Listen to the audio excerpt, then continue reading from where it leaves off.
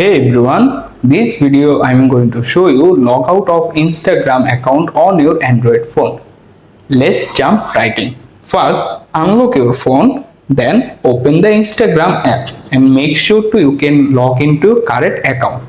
After that, look at the bottom right corner. Here you can see your profile logo. Simply tap on them, open the profile page. In the profile menu, look at the top right corner. Here you can find the three-line hamburger menu icon. Click on them. After that, you can scroll all the way to the very bottom, located the logout button.